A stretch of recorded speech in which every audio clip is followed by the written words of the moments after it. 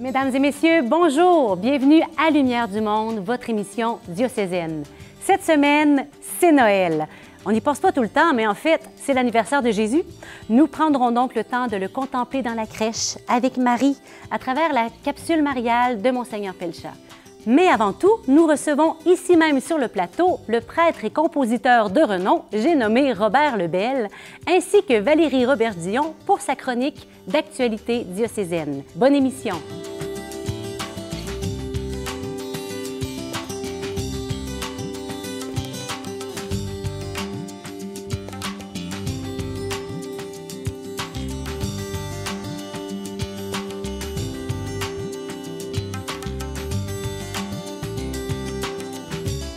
En ce temps de Noël, on fait les choses différemment. J'ai voulu me rapprocher du sapin et je laisse ma chaise d'animatrice à notre ami bien connu Robert Lebel. Bienvenue à l'émission, Robert. Merci, Geneviève. C'est une grande joie de t'accueillir.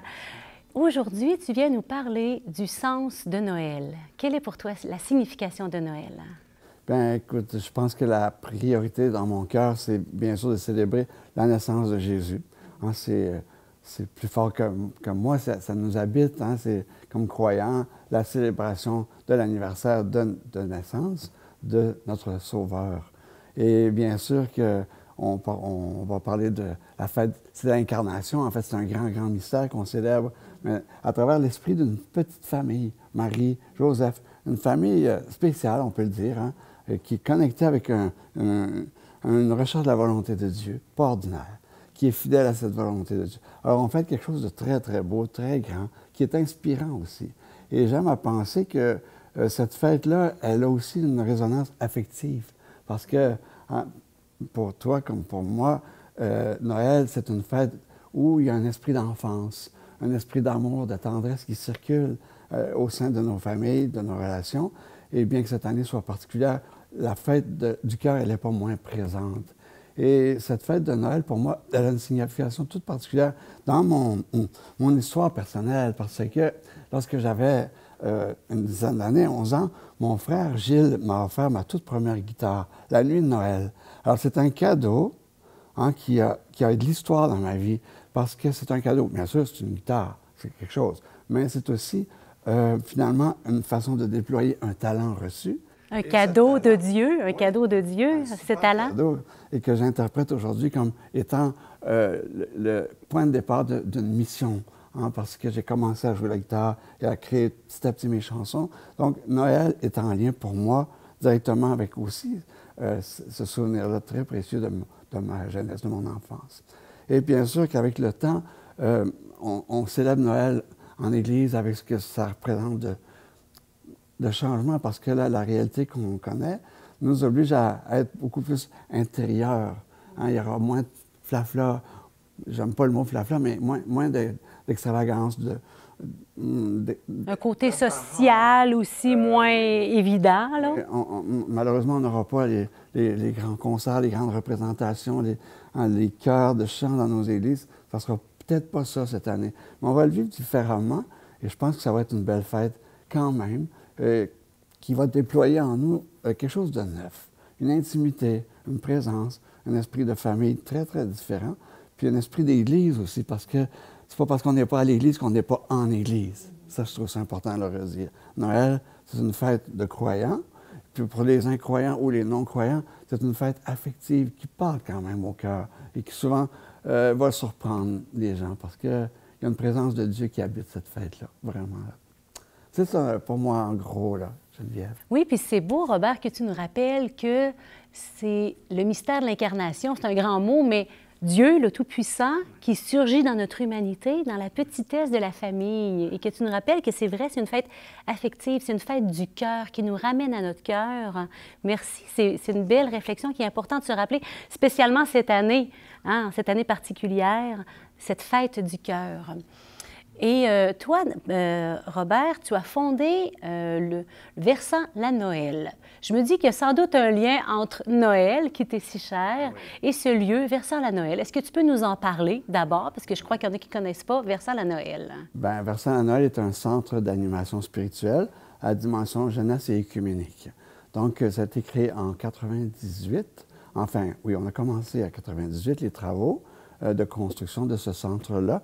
Et idéalement, le point de départ, c'est que à cette époque-là, en 96, je reviens à l'histoire de ce temps-là, on fermait le presbytère de Pontbriand, où j'habitais.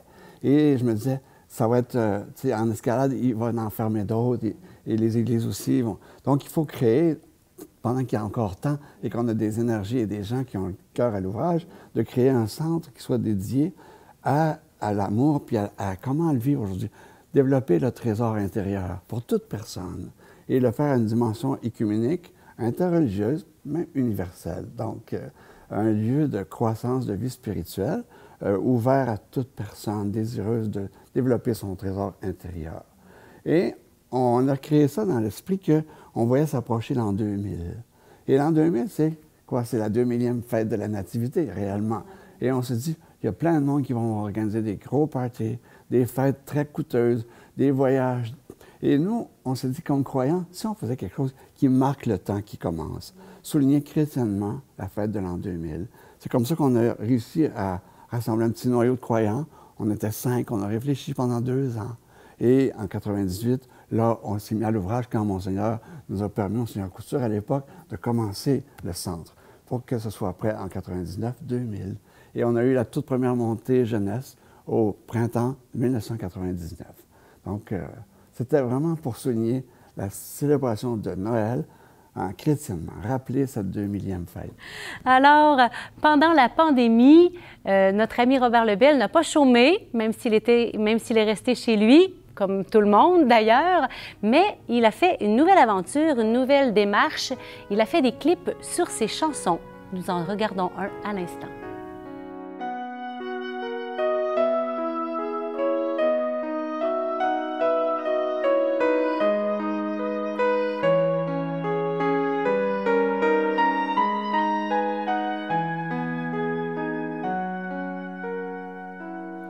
Reste avec nous car il est tard.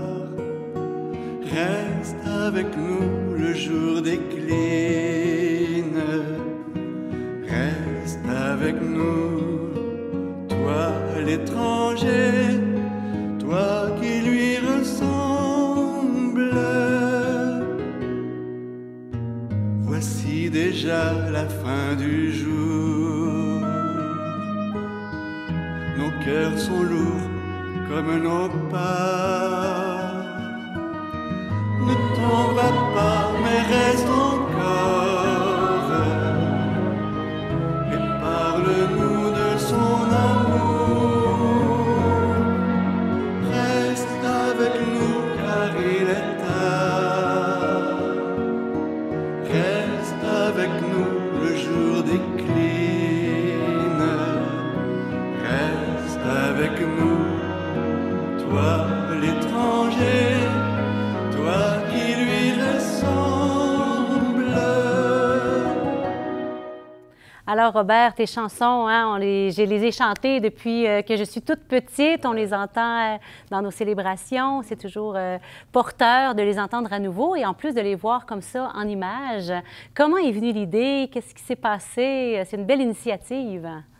En réalité, ce n'était pas dans mes projets de faire ça, c'est que la pandémie, elle l'a provoqué.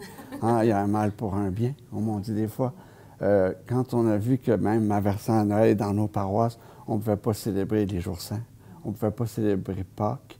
On voyait tout le temps pascal aussi, les gens dans leur confinement. Donc, je me suis dit, quand j'ai vu basculer toute la cédule des concerts, des retraites, des animations, Plus rien. des pèlerinages et tout, l'agenda de Dieu a blanchi mes pages. Alors là, je me suis dit, pour collaborer à son plan mystérieux, je vais prendre une autre route qui est celle de la création de montage en images autour de mes chansons, qui sont une manière de nourrir les gens, même à distance, pendant ce temps-là, de garder le contact, parce qu'il y a des gens qui sont familiers de mes concerts, de mes chansons, de mes retraites et tout. Donc, ben, c'était une façon pour moi de continuer ça, cette mission-là. Donc, en accord avec mon arrangeur, Denis Larochelle, on s'est mis à créer comme ça des montages. Et là, c'était le temps pascal, il y avait des beaux thèmes, comme celui qu'on vient d'entendre, Reste avec nous, c'est un chant du temps pascal. Et puis, les autres ont succédé tranquillement selon les thèmes et les périodes de l'année. On en a fait un tout récemment pour le mois de novembre, pour le deuil. On en a fait un pour le temps de l'Avent, qui vient de paraître. On en a fait, en tout cas, à chaque période, chaque mois de cette pandémie. Donc, pour moi, c'est un instrument merveilleux, qui est exigeant, qui est coûteux, mais qui vaut la peine parce que ça fait du chemin. Alors, pour moi, c'est en image de continuer de célébrer nos communions. Vous êtes en mission à la maison, mais vous rejoignez les gens par un autre billet. Et d'ailleurs, vos vidéoclips, on peut les voir sur votre chaîne YouTube. Oui, YouTube, Robert Lebel, officiel. Donc, c'est assez simple de pouvoir les regarder. Oui, oui. Eh bien, un grand merci, Robert, de nous avoir rejoints ici pour nous parler de ce beau projet et de ces beaux projets que tu vis à travers Versant la Noël, qui va redémarrer sous peu, évidemment. Hein? On l'espère de tout cœur. Un Saint Noël à toi. Merci beaucoup. Un beau temps de Noël à toi, à toute la famille chrétienne, à tous les gens qu'on rejoint à travers cette émission. Merci de m'avoir invité ici. C'est un grand privilège qui m'est fait. Bien, un grand plaisir pour nous. Et on se laisse sur le clip 4 bougies, donc qui est sorti pour le temps de l'Avent et de Noël.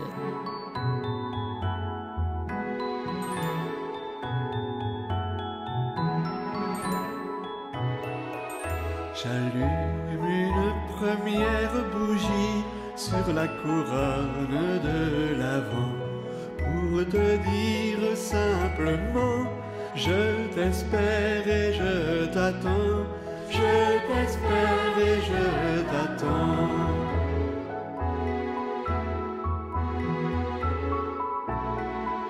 J'allume une deuxième bougie sur la couronne de sapin, qu'elle éclaire le chemin où je sais que tu t'en viens, où je sais que tu t'en viens.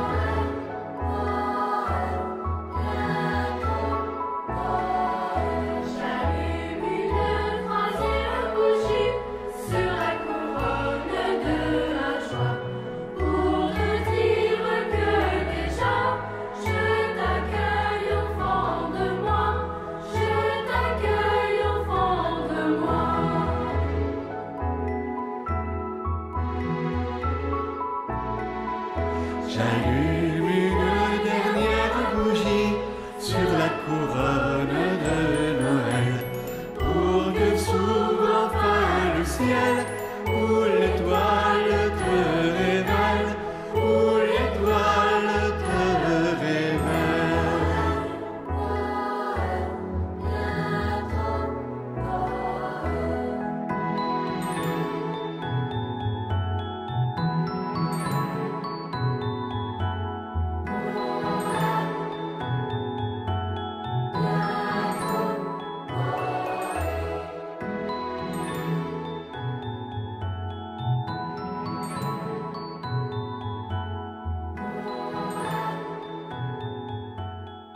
Voici maintenant notre 4e et dernière capsule de l'Avent.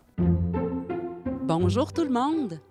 Aujourd'hui, on est venu visiter une famille parce qu'on se disait, pour se préparer à Noël, pour bien vivre Noël, comment on fait? Alors, on est venu voir une famille chrétienne, pratiquante, qui prie, pour voir comment ils se préparent, eux autres, à la belle fête de Noël, pour pas entrer trop dans la surconsommation, mais vivre ça avec le cœur. Comment eux autres, ils font avec 4 jeunes enfants? Bonjour! Merci de m'accueillir.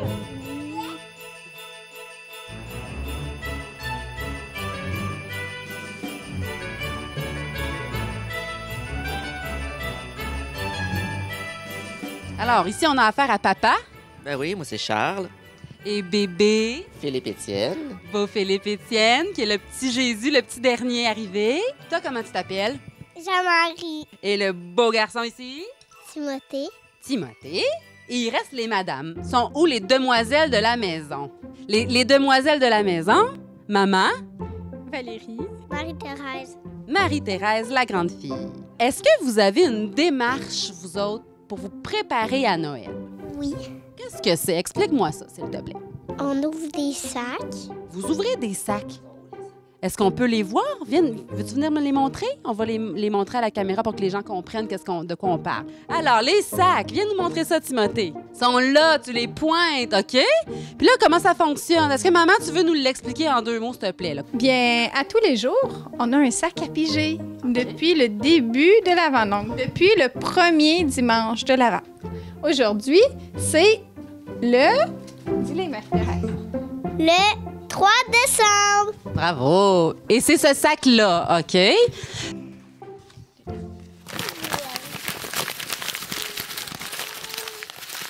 3 décembre. Thème de la semaine. Je suis attentif à la voix de Dieu. Wow! À tous les jours, il y a la parole de Dieu, il y a une prière, il y a un geste à poser pour nous amener un peu plus vers Jésus. Puis aujourd'hui, il y a un saint du jour. Et à tous les jours aussi, on a un geste de partage à faire. Il y a un partage. On parraine 2 familles d'immigrants. Des fois, quand on n'a pas de sous, même des brosses à dents, ça peut être quelque chose d'agréable à avoir. Il reste des choses dans le sac. Je pense que Timothée, il a pigé une décoration et ça représente... Saint François Xavier. Le saint du jour, c'est sa fête aujourd'hui. On est le 3 décembre aujourd'hui. C'est Jean-Marie qui va aller l'accrocher. Tu vas l'accrocher où, Jean-Marie? Dans les fleurs, dans le point s'étire à table. Loin, loin, loin, loin, loin. Bravo! Ah, t'es bon! Il est tout fier. Avoir juste des cochers en bas pour les cocher. On va coucher, mais avoir des égaux. Et il reste une dernière chose. Tadam! Qu'est-ce que c'est? Oh! Prière de Saint François Xavier. On a vraiment eu un accès privilégié dans cette famille. On est chanceux. Et là, ils se préparent à mettre la table. Nous, on se prépare à s'en aller. Et je pense que vous vivez une démarche spéciale en lien avec la table. Qu'est-ce que c'est? Pour se préparer à Noël puis pour l'Avent, on laisse une place parce qu'on attend quelqu'un. On attend le vrai cadeau à Noël. Qui est? Qui est Jésus. Donc, vous mettez une place de plus que le nombre que vous avez besoin pour Jésus. Oui. Wow! Ben, bon appétit, bonne fin de soirée, bon temps de l'Avent, bonne préparation à Noël. À bientôt.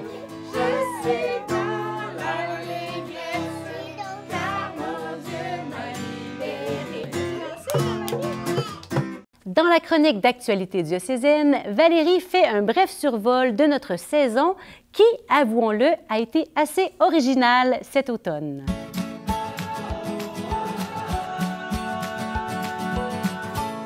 Valérie, c'est la fin de la saison de Lumière du Monde qui a vu beaucoup de changements cette année. Une saison, je dirais, sous le signe de l'adaptation, hein. Pour nous, d'être en studio, ça a été une façon de s'adapter à la COVID, d'une part, parce que de cette façon-là, on avait moins à circuler dans les milieux, mais plutôt d'accueillir des gens puis d'être plus en contrôle des mesures sanitaires. Je peux en témoigner, ça se passe très bien ici, c'est beau.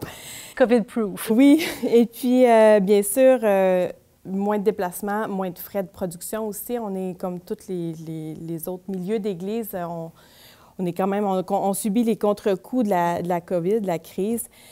Mais ça nous a permis aussi, je trouve, d'être plus ancrés dans l'actualité en accueillant des intervenants, notamment nos chroniqueurs réguliers, nos évêques qui sont venus nous adresser la parole.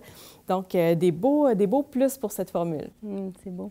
Et on a aussi, avouons-le, reçu des invités formidables. Tellement, tellement. T'as-tu un coup de cœur, Geneviève? Bien, quelques-uns, j'avoue. Bien, il y a Mme Brissette qui est venue avec ses filles. J'ai aussi beaucoup aimé Pierre-Étienne et Aimé Rose qui sont venus nous parler de tout leur cheminement par rapport à l'accueil du petit enfant. Là. Donc, il allait naître, il est né maintenant, il allait naître quelques semaines plus tard. Donc ça a été un moment marquant pour moi. Là. C'est vrai que c'était touchant. Je suis allée voir par curiosité parce qu'on ne peut pas mesurer à la télé qui préfère quel... invités, mais sur les réseaux sociaux, on a un indice de qu'est-ce qui est très apprécié. J'ai demandé à sortir les top 3 et notre invité qui a été le plus visionné sur les réseaux sociaux, c'est le reportage sur le miraculé de Portneuf. Louise Brissette et ses 37 enfants que tu as nommés. Le témoignage de Paul Osborne, rejoint par le Christ dans les forces armées. Notre reportage sur l'hôtellerie alternative des Petits Frères de la Croix aussi.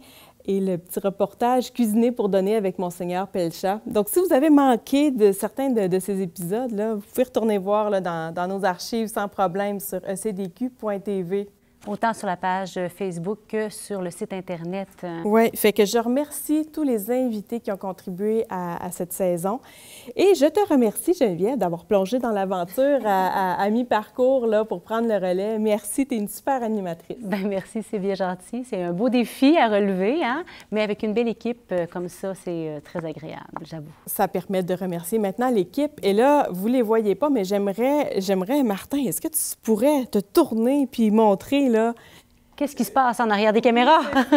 Tout le temps le fun, recule, c'est bon. On voit notre ami Dany, Bénédicte, Serge et d'autres aussi qui ont contribué au fil de la saison à nos différents reportages, nos différentes entrevues. Vous êtes une équipe formidable. Merci.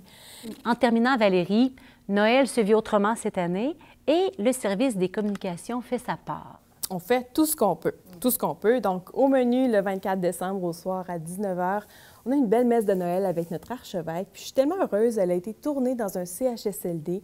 C'est une contribution qu'on a fait avec le Centre Santé Spiritualité de la capitale. Donc, une belle messe de Noël qui est dédiée aux personnes hospitalisées, aux personnes qui vivent dans des centres de soins longue durée, aux personnels soignants, à leurs familles, toutes les personnes qui sont loin de leurs êtres chers. On les porte dans notre cœur pour Noël d'une façon spéciale cette année. On continue aussi, oui, je suis tellement contente. On a aussi nos prières du soir, hein, chaque soir à 19h sur ecdq.tv, encore une fois, qui permettent, sur Facebook, sur YouTube, qui permettent de prendre un moment de recueillement et on aura des spéciaux pour Noël, pour le jour de l'an avec nos évêques. Je ne vous en dis pas plus, des belles petites surprises. À suivre. Oui, il faut aussi se renseigner sur notre site Internet ecdq.org où j'ai fait un répertoire de ce que j'entends comme initiative en milieu paroissial. Et on a mis aussi des belles ressources pour vivre Noël en famille, à la maison, d'une façon autre cette année. C'est bon, merci. C'est un beau travail important. Merci de nous soutenir dans cette belle saison de Noël qui se vivra autrement, mais bellement aussi cette année. Merci Valérie. Joyeux Noël à toi. Merci Geneviève. Dans le cadre des capsules de prière pour nous préparer à Noël, nous vous proposons maintenant d'écouter Mme Anne-Marie Dubois qui interprète au piano l'Ave Maria de la suite Harmonie poétique et religieuse du compositeur Liszt. Quant à lui, Monseigneur Pelcha adresse une prière à la Vierge Marie qui accueille son Fils, le Fils de Dieu, dans une situation tout à fait bouleversante. Unissons notre prière à celle de notre évêque et confions à la Vierge Marie notre Noël 2020 qui ne ressemble à aucun autre Noël. Qu'en elle, nous puissions trouver paix et réconfort.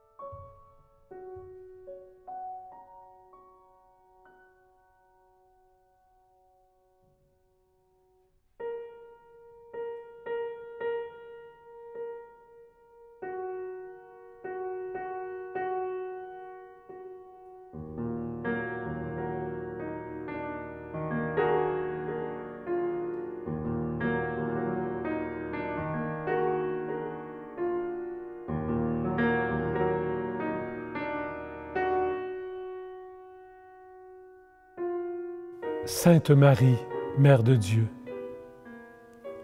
elle mit au monde son Fils premier-né, elle l'emmaillota et le coucha dans une mangeoire, car il n'y avait pas de place pour eux dans la salle commune. Vierge Marie, tu as connu l'humilité d'une condition précaire, toi qui as dû coucher le Fils de Dieu dans une mangeoire destinée aux animaux. Cette expérience qui donne à l'incarnation de Dieu un réalisme tout particulier, intense, éclaire les événements que nous vivons. En raison du confinement, nous devons passer de longs moments à des endroits où nous voudrions ne pas toujours être, ou encore en mode virtuel, sans présence physique. Sainte Marie, Mère de Dieu, toi en qui le Verbe s'est fait chair, aide-nous à accueillir d'une manière neuve ces simples réalités quotidiennes que Dieu a bien voulu faire siennes. Toi qui retenais tous ces événements et les méditais dans ton cœur, accorde-nous un nouveau regard sur l'incarnation de Dieu et la nôtre.